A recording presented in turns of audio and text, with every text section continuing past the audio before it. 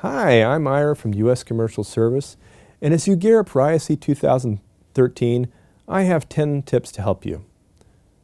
In no particular order, first off, allow for local peculiarities. The standard American elevator pitch might not be the most efficient way to build a business in Europe. In fact, we have a podcast that deals specifically with business culture. You might want to check that out first. My second tip is employ local talent.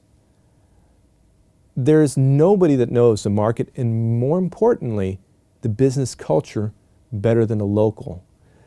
Furthermore, engaging or importing U.S. management into a local company can make a real dog's breakfast of things. For example, a U.S. manager might not understand how HR works over here in Europe.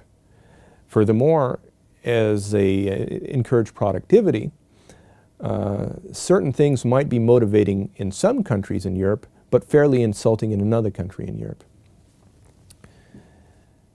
Tip number 3, remember that you are not selling to your distributor, you're selling through your distributor. And your distributor is not buying from you, they're investing in your product or service.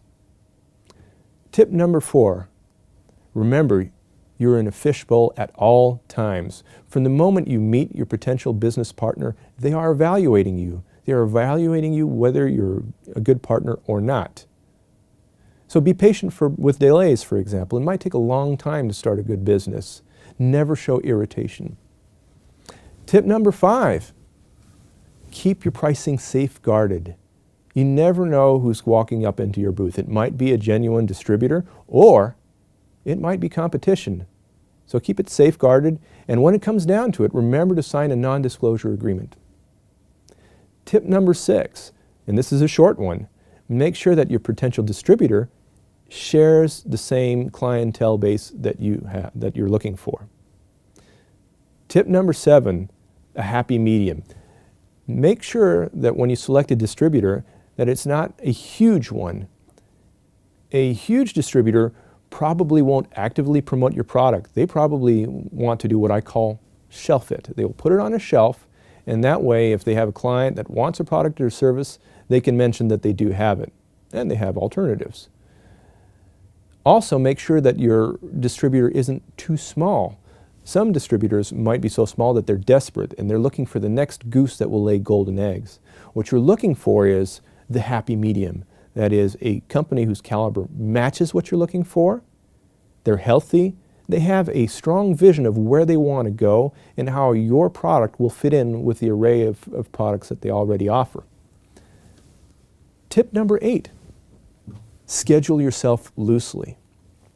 At a trade show, meetings always start late and they finish even later. And guess what? Your next meeting is all the way across the show and you're going to have to walk there. So schedule yourself loosely.